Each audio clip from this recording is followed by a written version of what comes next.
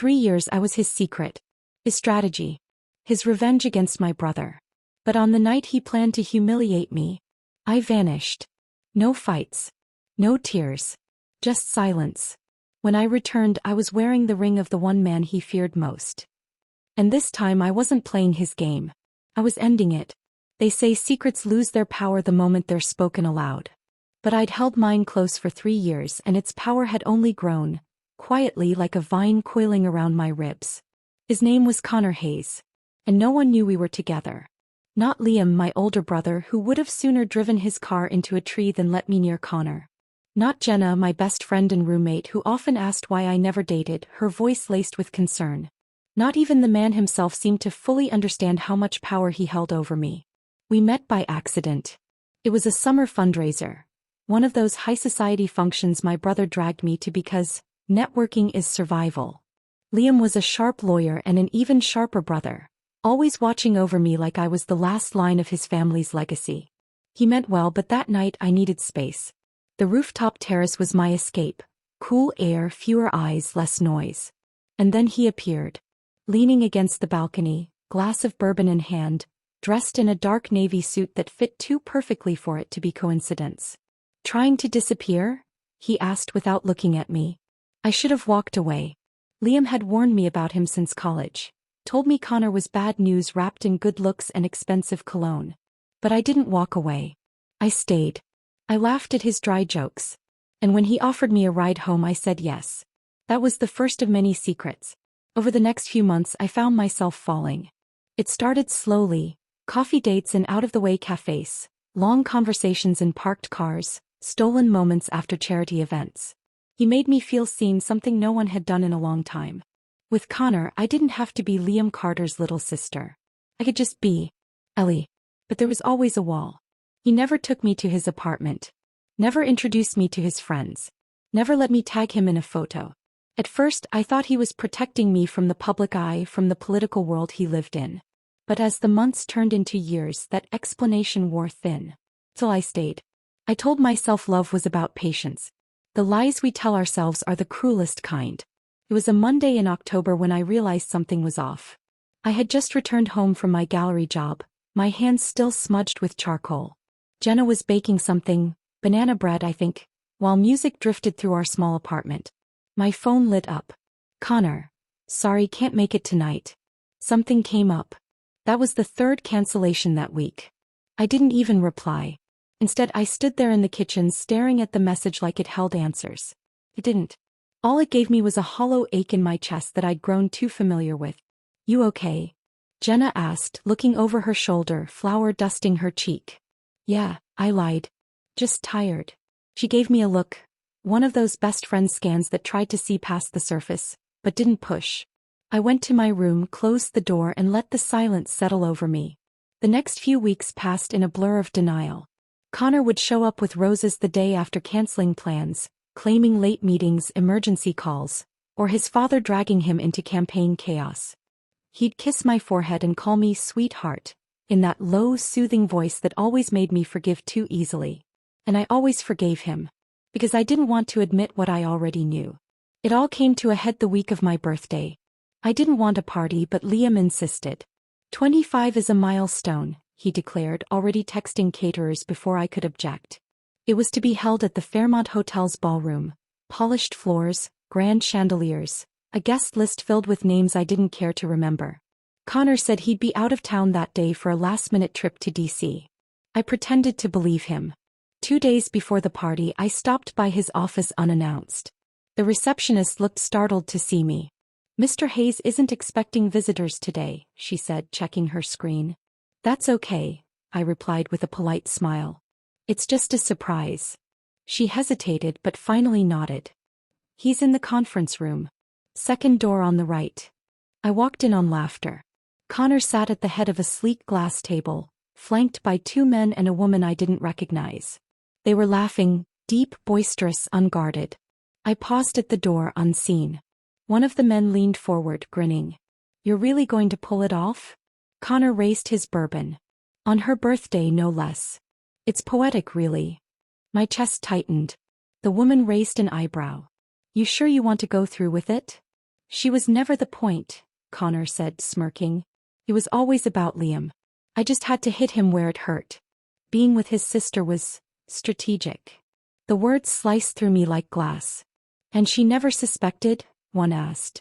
She's sweet, Connor chuckled. Naive. I almost feel bad. Almost.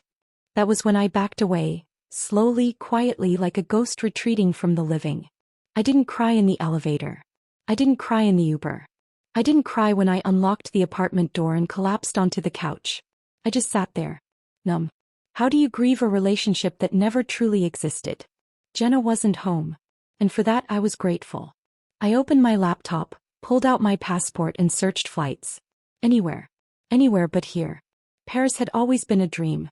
Not for the clichés, not the romance or the croissants, but for the anonymity. A city where I could disappear and rebuild. I booked a flight for the next morning. One way. When Jenna came home I told her I needed a break. Burnout, art block, existential crisis, take your pick. She didn't pry. Just hugged me and promised to water my plants. I left a note for Liam, I love you. I just need space right now. Please don't worry. I didn't mention Connor. I didn't have the strength. At the airport I kept checking over my shoulder, half expecting him to come running, to tell me it was all a joke. That he loved me. That he never meant any of it. But he didn't come. Of course he didn't. Paris was gray and cold when I landed. The city stretched out before me like a question mark. I checked into a modest apartment in the 4th arrondissement, walked aimlessly through winding streets, and tried to forget that 3 years of my life had been built on nothing but a game. A game I never knew I was playing. The night of my birthday arrived like a storm no one saw coming. Back in New York, the Fairmont Hotel's grand ballroom glowed with crystal chandeliers and expensive champagne. The scent of roses drifted from the centerpieces Liam had insisted on. He said it would make the place smell like my childhood garden.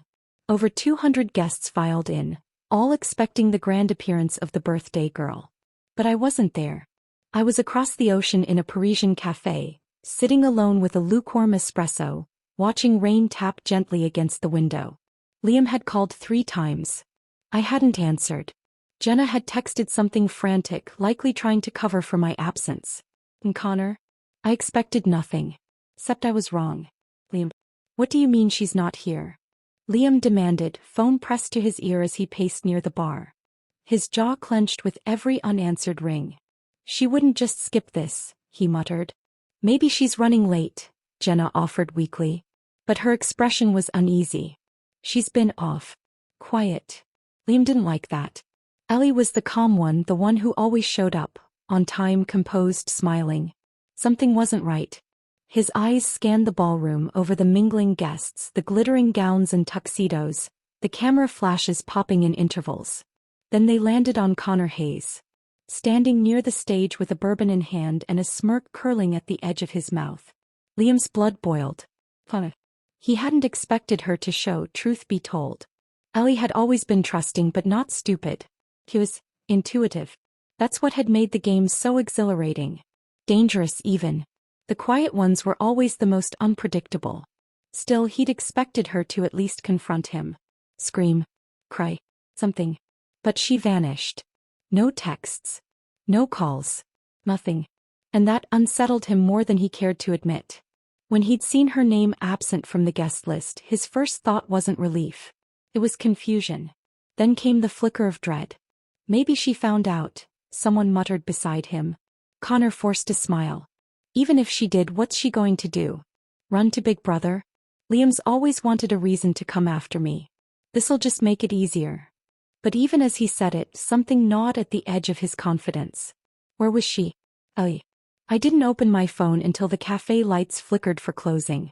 When I finally looked, there were 17 missed calls. Liam, Jenna.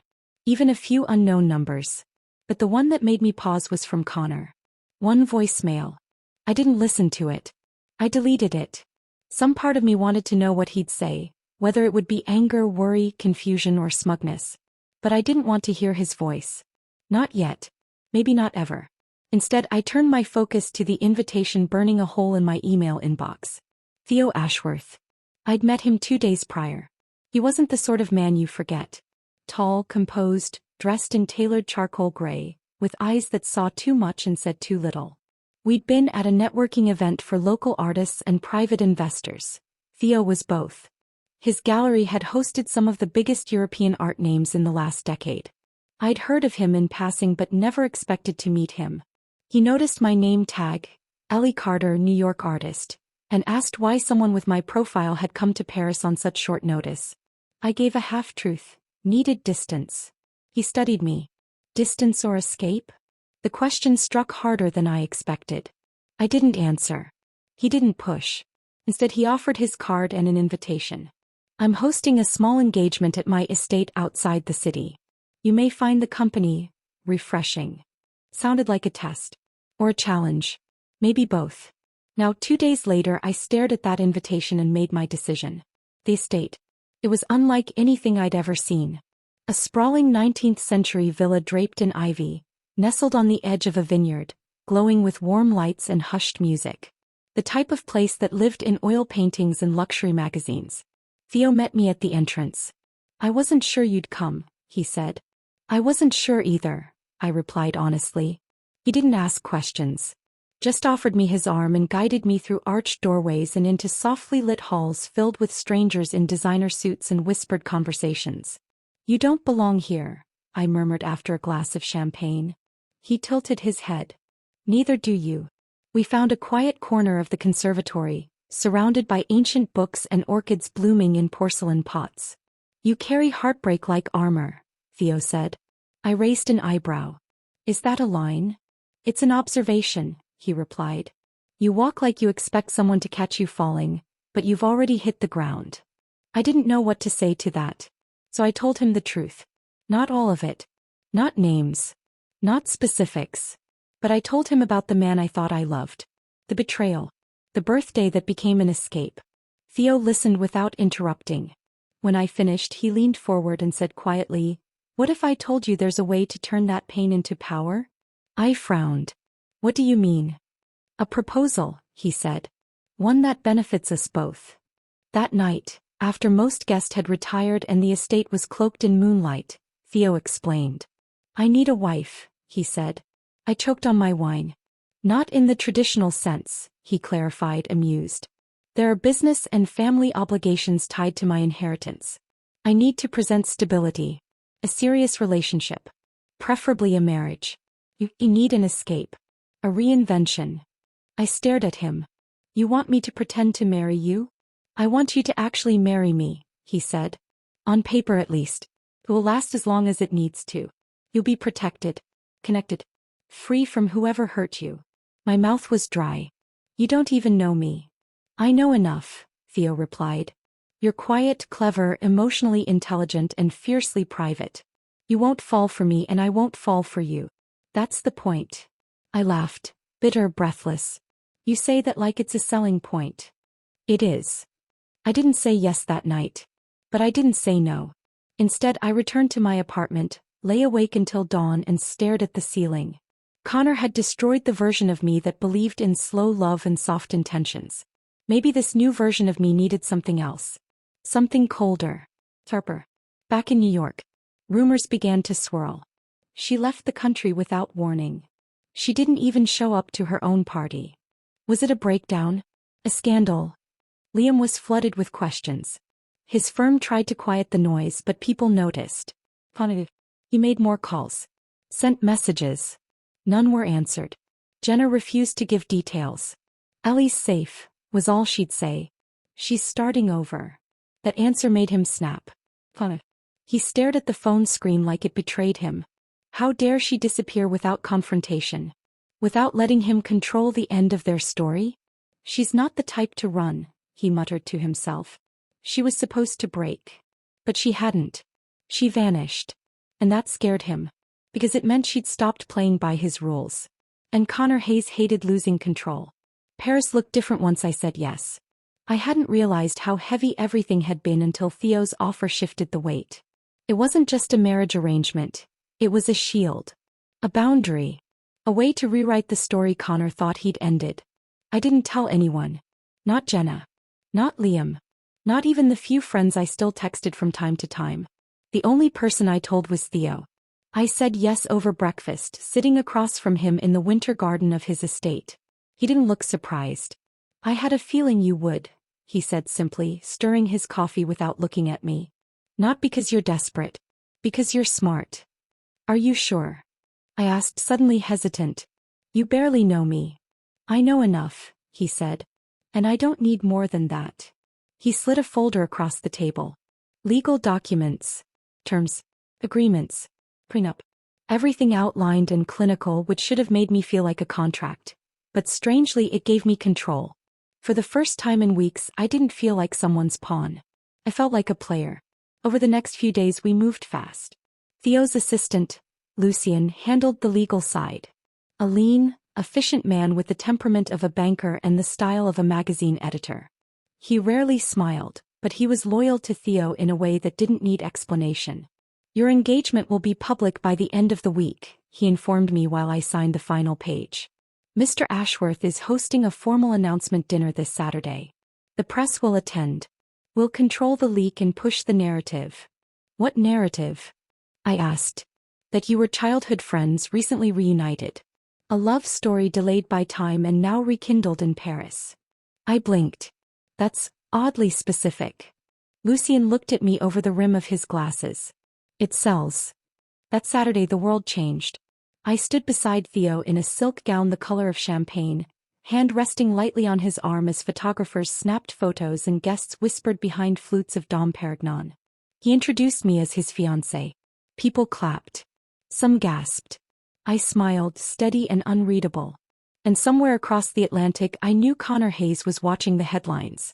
Connor, New York. He stared at the headline on his phone like it had been written in a foreign language. Ashworth heir engaged in surprise Paris announcement. Meet his mysterious fiancée Eleanor Carter. His hand tightened around the glass he was holding. Carter? Aubrey asked behind him, walking into the room. Liam Carter's sister. Connor didn't answer. He zoomed in on the photo. Ellie looked stunning. Composed. Every inch the elegant socialite she'd never once tried to be back in New York. And she was standing beside Theo Ashworth. Of all people. The youngest billionaire in the Ashworth family empire. Private. Ruthless in business and allergic to scandal. The kind of man who only did things with a purpose. This wasn't a coincidence. Connor felt his pulse spike. She wasn't hiding. She was announcing her reinvention in the loudest way possible. And she was doing it beside someone who had the power to ruin men like him. Theo Paris. She handled herself well, Lucien said, checking the final media report. She always does, Theo replied. They stood in the study after the event, the air still tinged with perfume and champagne. Do you think she knows what she's stepping into? Lucien asked. Theo glanced toward the closed doors, where Ellie was likely slipping out of her heels and wiping off the makeup that masked the woman beneath. She's learning, he said. Faster than most. Ellie. I took a long bath that night, watching my reflection shimmer beneath the surface of the water. My engagement ring sparkled on my left hand, too large and too perfect to ever be real, but it was mine now. My thoughts drifted to New York. To Liam. To Jenna. To everything I hadn't said. I knew the texts would come. The calls.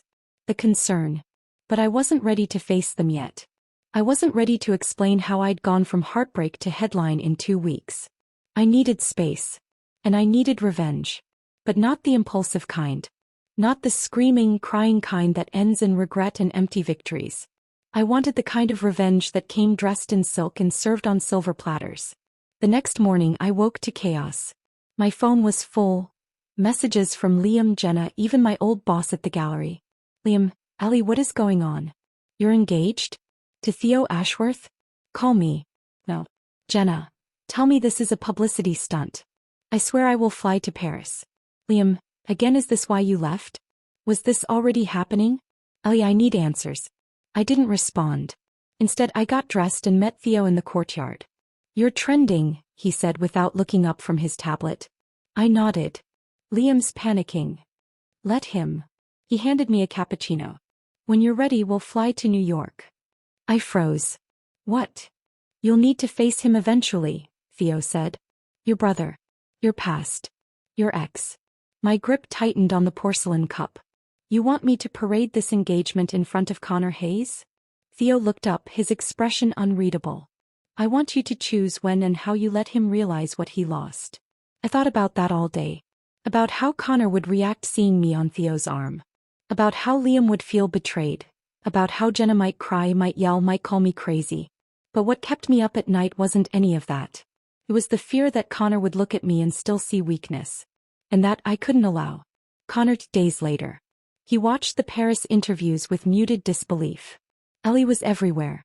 Graceful. Poised. Speaking in soft, articulate tones about the surprise reunion with Theo, how they had always had a quiet bond even when life pulled them apart. It was so carefully constructed, so believable, that even he almost forgot she wasn't the same girl he used to manipulate with a smile and a half-hearted apology. And then there was Theo. Standing behind her like a silent fortress, answering none of the questions directed at him, only stepping in when a reporter asked about her past. What about her connection to the Carter family? Isn't her brother irrelevant? Theo said flatly. She's in Ashworth now. Connor nearly dropped the remote. The statement echoed like a warning. Jenna, New York. Are you seriously going to let her get married without even talking to her? Jenna hissed, storming into Liam's office. She's not responding, Liam said, rubbing his temples. And clearly she doesn't want us involved. She vanished. And now she's suddenly marrying the most powerful man in Europe.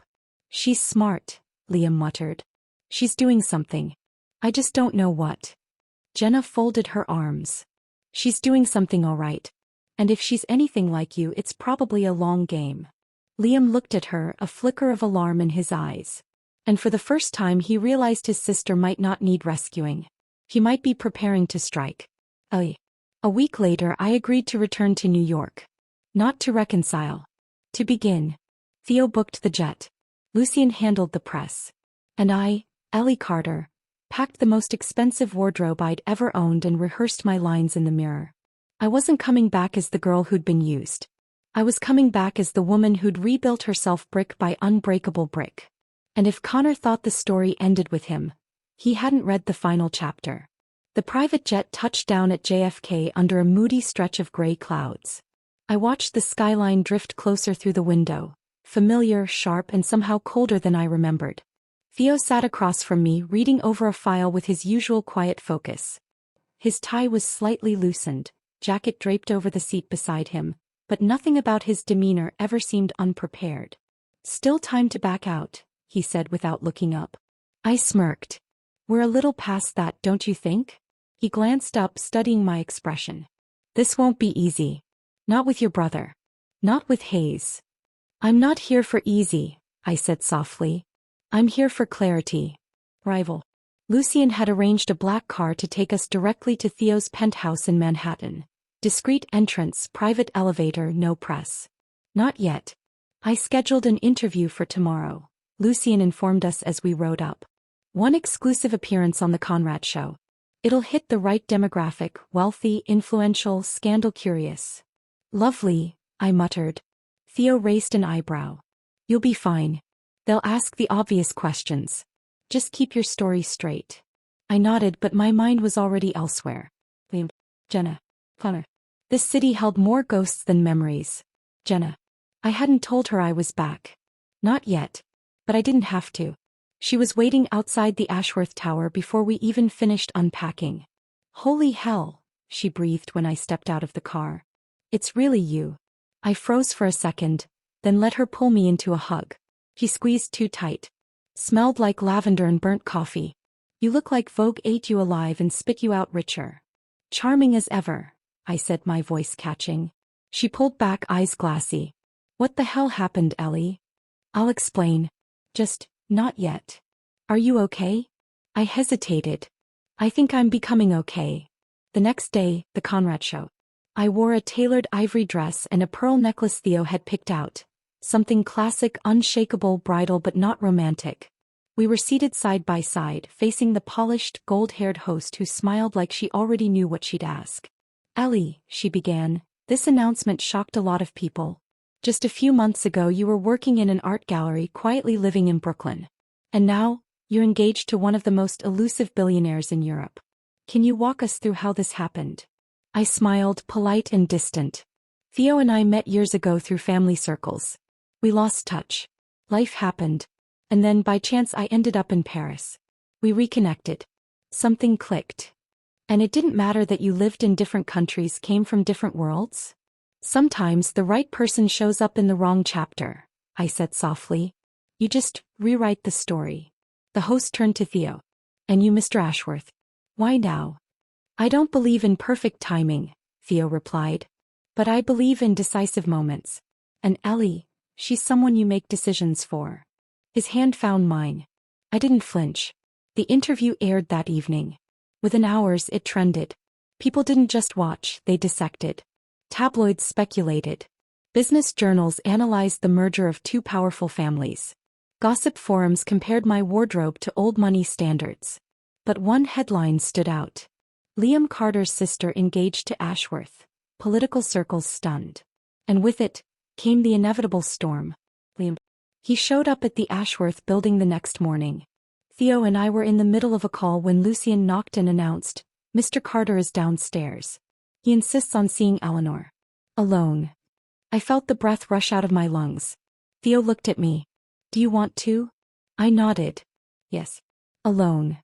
Theo didn't argue. Just stood, adjusted his cuffs and left the room. Liam, confrontation. He looked the same, imposing, sharp-suited, that protective storm brewing in his eyes. Are you out of your mind? He said the moment the door shut. Do you even know who you're marrying? Yes, I said calmly. Do you? This isn't you, Ellie. PR fantasy. The interview's the billionaire fiancé. You don't do this. You mean I don't take control? I challenged. I don't make choices without your permission? He flinched. That's not what I meant. I stepped closer. Then what did you mean? That I should have let Connor humiliate me? That I should have come running to you with the pieces? His eyes widened. You knew. Of course I knew. He swallowed hard. And this marriage, it's retaliation. No, I said quietly. This is recovery. He stared at me for a long moment. Then, I'll protect you. No matter what. I softened. I know, Liam. But this time I'm protecting myself. The video of the interview played on loop in his office. Every word chipped away at the image of the Ellie he remembered. This version wasn't soft. Wasn't small. She wasn't the quiet girl who forgave easily or waited by the phone. She had risen, flawless, calculated, and completely unreachable. And Theo Ashworth? He wasn't a placeholder. He was a threat. A man who didn't flinch. Who held Ellie's hand like she belonged in his world. Connor closed the laptop and stood pacing. He didn't know what unsettled him more, that she had moved on. Or that she looked better for it. Later that week, a charity gala. It was Lucien's idea. Returning to your old social circles will complete the illusion, he said. It's not an illusion, Theo corrected. It's a strategy. The gala was a fundraiser for medical scholarships. Exactly the kind of public event both the Carter family and the Ashworths would be expected to attend. Theo and I entered through the main doors, camera flashes blinding. The room hushed for a beat as heads turned. And then the whisper started. Is that Eleanor Carter? With Theo Ashworth? She looks transformed. I clung to Theo's arm, my smile easy but rehearsed. And then I saw him. Connor. Cross the room. He froze when our eyes met. I didn't blink. He made his way toward us slowly as if unsure whether he was dreaming. Ellie, he said when he reached us, voice quieter than I remembered. Connor. I nodded politely as if greeting an old colleague, not the man who'd planned to destroy me. Theo's hand tightened around mine. I was surprised, Connor said, glancing between us. You and Theo. It's sudden. Not really, I said with a soft shrug. Some things just fall into place. His jaw clenched. We should talk. Alone. That won't be necessary, Theo said, stepping forward slightly. We're quite busy tonight. Connor ignored him. Ellie. I'm happy, Connor, I said, voice even. Genuinely. He looked at me like he didn't believe it. But that wasn't my problem anymore. That night I stood on the balcony of Theo's penthouse, watching the city glitter below. You were remarkable, he said, handing me a glass of wine. I didn't feel remarkable, I murmured. Not everything feels like power when you're using it, Theo said. Sometimes it feels like survival. I looked at him. And for a moment I saw something in his expression. Respect, admiration, and something softer he didn't name. "Why are you really helping me?" I asked. He sipped his wine. "Because when people like Connor break something good, someone has to show them it won't stay broken. If there's one thing the Ashworths do flawlessly, it's control. Every event is timed to the second. Every guest list vetted, every floral arrangement symmetrical, every bottle of wine decanted exactly 30 minutes before it's served. So when someone uninvited appears, it isn't just an inconvenience. It's an insult." The night was meant to celebrate Theo's sister Vivian and her foundation's 5th anniversary. A glittering rooftop affair atop the Ashworth building, overlooking the Manhattan skyline. Theo and I arrived fashionably late, our entrance synchronized to the music's swell and the media's clicking cameras. I wore black. Not out of mourning but as armor. He wore navy silk, his cufflinks custom engraved. To the world we were perfection. But I should have known Connor wouldn't stay quiet. Earlier that day, Theo was reviewing last-minute security notes while I sipped coffee in his kitchen. "You're tense," I observed. "I don't like surprises," he muttered, skimming a printed guest list. "Neither do I said. Lucien stepped into the room, expression unreadable as always. "There's been a request to add Connor Hayes to tonight's guest list." My hand froze mid-air. Theo looked up slowly. "Denied." "Already done," Lucien replied. "But I thought you should know." "He'll find another way in," I said, a knot forming in my stomach. Theo leaned back in his chair. "Let him. If he wants a scene, he'll get one." Vivian was radiant in sapphire velvet, speaking to reporters about the importance of equitable health care. Guests circulated, champagne flowed, and a string quartet played an instrumental cover of Bittersweet Symphony. Everything was perfect. Until it wasn't. I saw him before anyone else did. Connor. He didn't sneak in. He strode through the elevator entrance like he belonged, like he still owned the right to stand near me. Worse, he wore the same cologne. The scent hit before the sound of his voice did. "Ellie." I turned, heart thudding against my ribs. Theo appeared at my side instantly, voice like ice. "Leave." "I just want to talk," Connor said, lifting his hands. "Not here. Just 5 minutes." "You're not on the guest list," Theo replied coldly. Connor's eyes didn't leave mine. "Ellie, please." People were starting to notice. Conversations paused. Heads tilted. Vivian's eyes narrowed from across the terrace. "I'll speak to him," I said, my voice low. Theo's jaw clenched. "You don't have to." "I want to," I said. Then softer, "Trust me." Theo hesitated, then stepped aside. We found a quieter corner of the terrace garden, just beyond the marble balustrade. Strings of fairy lights illuminated Connor's face, casting harsh shadows over the same features that once made me feel safe. Now I saw every light etched in the angles of his expression. "You're really going through with this?" he asked, voice hoarse. I blinked. "Going through with what, Connor?" He looked frustrated. "Marrying him. Becoming this version of you." I tilted my head. "You mean the version that doesn't cry over men who use her?" He flinched. "You were never supposed to find out," he muttered. "And yet I did. It wasn't personal." "Don't say that," I snapped. "Don't you dare reduce 3 years of my life to strategy." His lips parted, but I wasn't done. "I gave you my trust, my loyalty, and you played me like a chess piece because you hated my brother." His voice cracked. "Oh, she. She's your ex. And whatever happened between you and Liam should have stayed between you and Liam. You didn't need to drag me into it." "I didn't mean to hurt you," he said, quieter now. "But after you left, everything went to hell. I kept waiting for you to call." "I did call," I said. "I called you out. And you didn't show up." He stepped forward. "You can't tell me you actually love him." "I don't have to," I replied. "But he respects me. That's more than you ever did." Theo watching. From a distance, Theo watched the exchange. He didn't move, didn't interfere, but his posture shifted slightly, the hand in his pocket curling into a fist, the line of his jaw tightening. Lucien approached him. "Want me to remove him?" Theo shook his head. "She needs this." Back at the garden, Connor reached into his jacket and pulled out something small. A photograph. From years ago. One of the few I didn't delete. "I kept it," he said. I wasn't always lying, Ellie. Not at the end.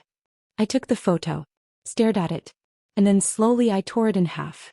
You don't get to keep parts of me, I said. Connor looked gutted. I turned and walked away. Back in the main party, Vivian cornered me beside the dessert table. Well, she said, sipping her wine, that was spicy. I gave her a look. Don't start. Oh, come on. You eviscerated him with so much poise I wanted to send you flowers. I cracked a smile. He shouldn't have come.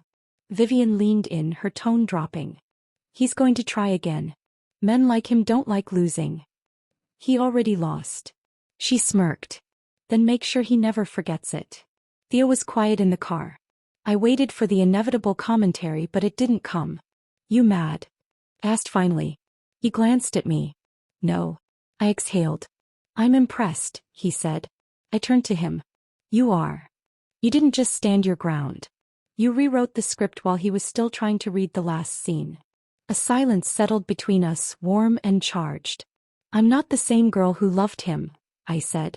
I know, Theo replied. That's why this works.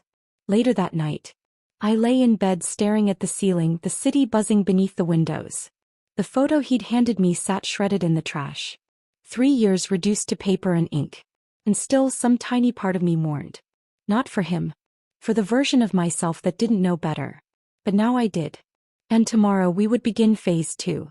There's a strange thing that happens when you stop apologizing for your power. People start watching you more closely. Waiting to see if you'll misuse it or worse, own it. By the end of our second week in New York, the Ashworth name had opened doors I never knew existed. Invitations to galas, boardrooms, charity luncheons. Influential women began pulling me aside, not out of curiosity, but recognition. And slowly, so carefully it felt like strategy, Theo stepped back and let me lead. You're becoming someone people ask permission from, he said one morning over espresso, reading yet another press article about us. Good, I replied. I'm done asking. Lucien's calendar was relentless. Appearances at the Metropolitan Board, a charity auction with the Whitmores, a dinner with the Mayfair Trust. Each event was another opportunity to shift the narrative from Connor's ex to Theo Ashworth's future wife. At one of the art galas, someone introduced me to Amelia Chin, a renowned investor with ties to half the city's startups. You handled that interview like you were born in front of cameras, she told me as she swirled wine in a crystal glass. I wasn't, I said. I just got tired of letting someone else write my story. Her smile was sharp. Then you'll go far. Behind the scenes, Theo was already working. He never told me everything, but I saw the signs. Connor's company, Hayes Consulting, started missing meetings. A few key contracts vanished overnight. Rumors swirled about an SEC investigation into improper lobbying. I hadn't asked Theo to destroy him, but he knew I didn't want him spared either. Lucien placed a file on the table. 3 of his largest backers have pulled out. The 4th will follow if we move the tech deal to the Voss Group. Theo flipped the page. Done. Lucien hesitated. You're doing this for her? I'm doing this because men like Hayes think they can play games without consequences, Theo said, voice low. But more importantly, because she won't ask me to. Lucien nodded. And when he falls? Theo looked out the window. He'll realize she was the only real thing he ever had. I didn't know every move Theo made, but I started noticing the ripples. An article appeared in the Tribune titled, Cracks in the Empire, Hayes Consulting Faces Financial Pressure. I read it twice, then looked at Theo. You. He didn't look up from his tablet. Me. You're doing this for me? I'm doing this for the version of you who still blamed herself the night you left New York. I went quiet for a long moment. Then softly, that version doesn't exist anymore. I know, he said. But Connor doesn't. My brother wasn't stupid. He'd watched my transformation with the unease of someone who knew I'd become something stronger and colder. This man you're marrying, Liam said over lunch at the Mercer, he's not doing all this for show. He's clearing Connor off the chessboard. I didn't deny it. Liam leaned forward.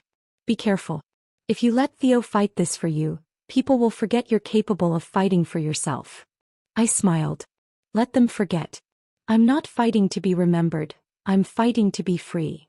He sat in his office, jaw tight, phone on speaker as his CFO spoke rapidly. We lost the Wexler account this morning. And the Zurich bid is stalling. Connor slammed his fist on the desk. Why? Because someone's pulling strings, Hayes. And whoever it is, they're better connected than you. The call ended. He looked at the stack of papers. Headlines. Declines. Warnings. And then he looked at the photograph he thought he'd thrown away months ago. Another copy buried in a drawer. Ellie. Her smile soft. Her eyes trusting. He felt sick. He reached for his phone. It rang once before I picked up. Ellie. My voice was calm. Connor. I need to see you. No. Just 5 minutes. That's all I'm asking. I already gave you that, I said. You used it to lie.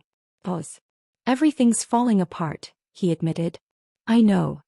You're doing this. I'm not, I said honestly. But I also didn't stop it. You're not like this, he said almost to himself. You never knew me, I said, then hung up. I felt no guilt. Only closure. Theo poured bourbon and handed me a glass. Hayes will be out of liquidity by month's end. If he doesn't sell, he folds.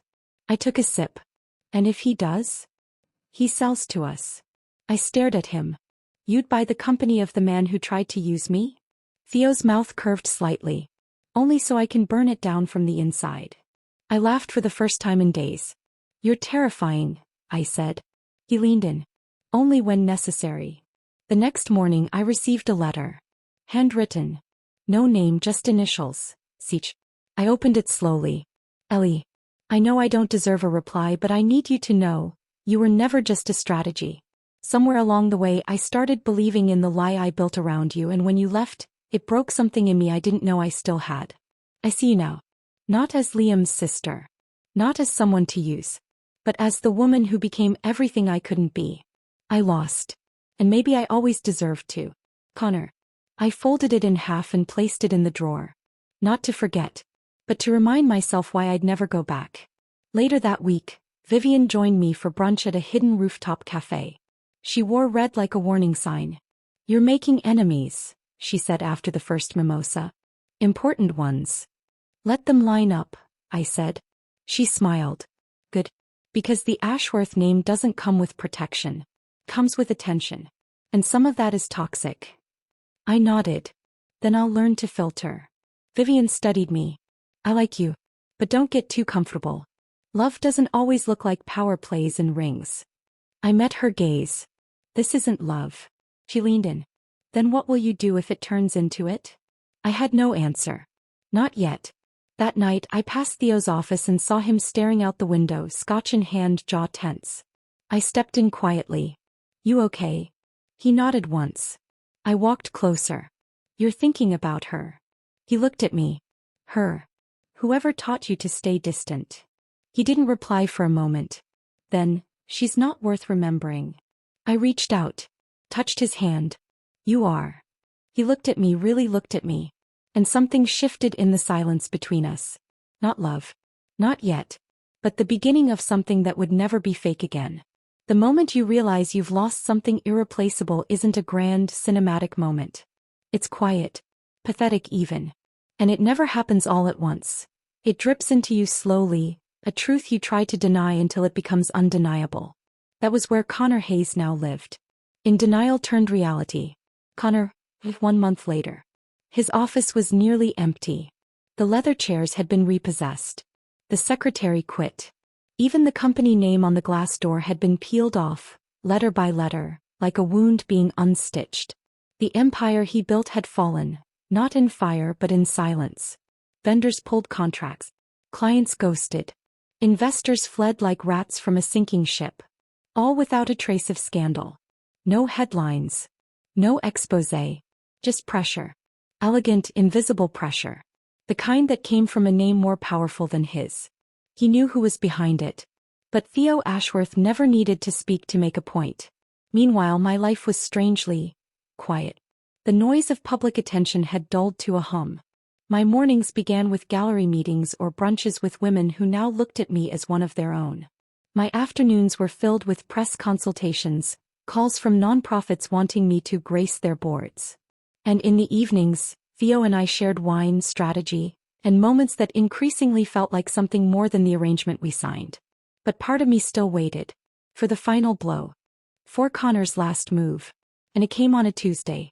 I was painting in the sunroom, something abstract, full of golds and deep reds, when the intercom buzzed. Lucien's voice crackled. There's someone at the lobby entrance. He won't leave. Name's Hayes. I froze. Theo wasn't home.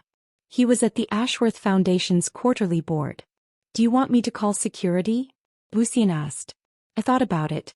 Then said, let him up. He looked nothing like the man I once loved.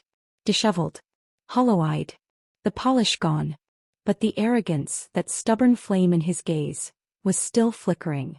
Ellie, he breathed as the elevator doors opened. I stood in the center of the living room, arms folded. I had to see you, he said. One last time. You shouldn't be here, I replied calmly. I don't care. He stepped forward holding something out. A velvet box. Inside was the engagement ring he once said he couldn't afford. I bought this months ago. Before everything fell apart. I didn't move. He opened it slowly. I was going to propose. When? I asked. Before or after the humiliation? His throat worked as he swallowed. I made a mistake. No, Connor. A mistake is forgetting a birthday. You made a decision. I thought I could get away with it, he whispered. I thought you'd stay. Forgive me. I didn't think you'd actually walk away. And that's the problem, I said. You never saw me as someone who could leave you. He knelt. There was no crowd. No music. No cameras. Just desperation. Marry me, he said. I'll give it all back. I'll rebuild. We can be something real. I stared at him. Then slowly I knelt too until we were eye level. And I whispered, you never knew what real was. I closed the box gently and handed it back. Don't mistake regret for love. He choked on a sound, half a laugh, half a sob. And then he broke. He didn't cry loudly. It was worse. Silent tears, shame-filled, angry at himself for caring too late. I lost you, he said. You never had me, I replied. And I stood, leaving him on the floor of the penthouse. Lucien escorted him out. Without a word. He found me on the balcony, wind tugging at the edges of my robe, the city glowing below. You okay? He asked. I nodded. He came. Theo didn't look surprised. Did you let him speak? I did. Did it help? I thought about it. Yes, I said. It helped me bury something that's been dying for a long time. He stepped closer, brushing a strand of hair from my cheek. You looked colder before, he said. When we met.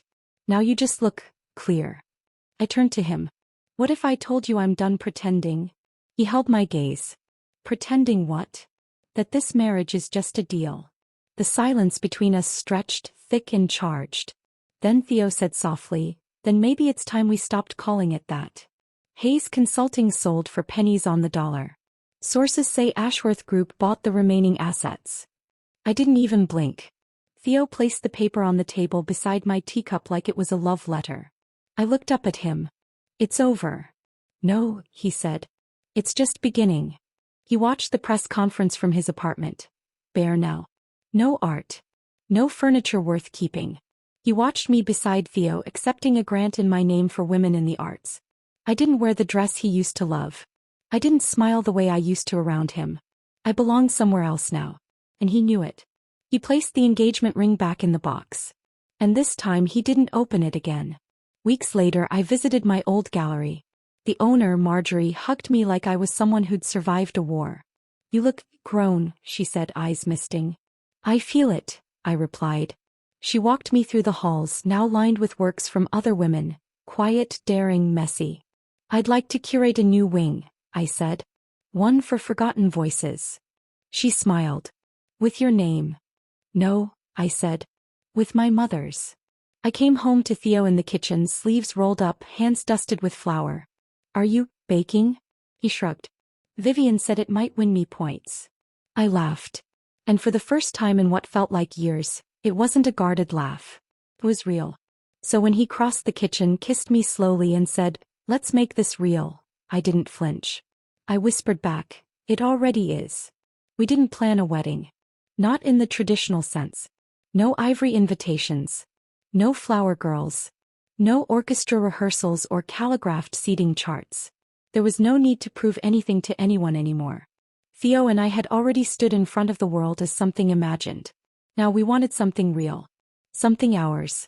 3 months later. We married in the garden behind the Ashworth estate in France, just as the lavender was beginning to bloom. Vivian officiated, barefoot and slightly tipsy. Jenna cried so hard she smudged her mascara halfway through the vows. Liam grumbled about being underdressed and over-emotional, then pulled me into the longest hug I think he's ever given. Theo didn't promise me a fairy tale. He promised me respect, safety, a home. And I promised him truth. The raw, beautiful kind. I never thought I'd trust love again, I whispered. He didn't smile. He just said, then I'll earn it. The morning after. We didn't honeymoon on an island. Instead we stayed in the French countryside. I painted barefoot in the sunroom while Theo read beside the fireplace. Some days we spoke only in glances, in soft touches, in shared silence that felt louder than words. And when we did speak we talked about everything. His mother's illness, my guilt over staying with Connor so long, the weight of our names and the freedom we found in each other. There were no secrets. Not anymore. Meanwhile, Connor. He heard about the wedding on a blog. A friend texted him the photo. Ellie in a cream slip dress, wildflowers in her hair, her hands in Theo's. She looked happy. Not rich. Not strategic. Just a whole. He stared at the screen long after the message faded. There were no more calls. No letters. No desperate visits. Only silence. And in that silence he finally understood. He hadn't lost a game. He had never been a player. 1 year later. The gallery I'd dreamt of, the Marin Project named after my mother, opened in Soho. Women from all over submitted their work. Bold, chaotic, beautiful things that didn't apologize for taking up space. Theo came to every show. Not as a patron. As my partner. He'd linger by the installations, hands tucked in his pockets, watching me instead of the art. I like seeing you here, he'd say. This is who you were always meant to be. He wasn't cold anymore. Still quiet, still reserved, but warmer. He smiled more. Laughed, sometimes at his own jokes. Learned how to make coffee without Lucien's help.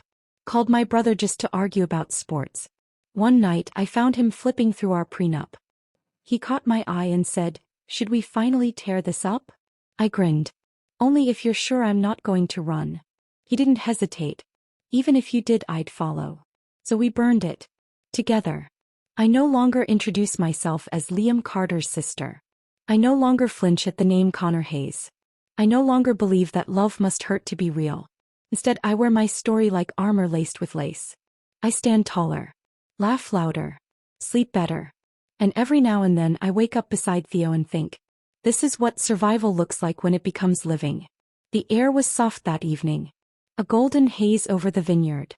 Theo and I stood barefoot in the grass, sipping wine, watching the sun sink. "I used to think I'd always belonged to someone else's world," I said. "You built your own," he replied. I turned to him. "Thank you. For every step you let me take alone. For never asking me to shrink." He pressed a kiss to my temple. "You would have burned anyone who tried." I laughed. "Maybe." "No maybe," he said, pulling me closer. "You were never a pawn, Ellie. You were always the queen. The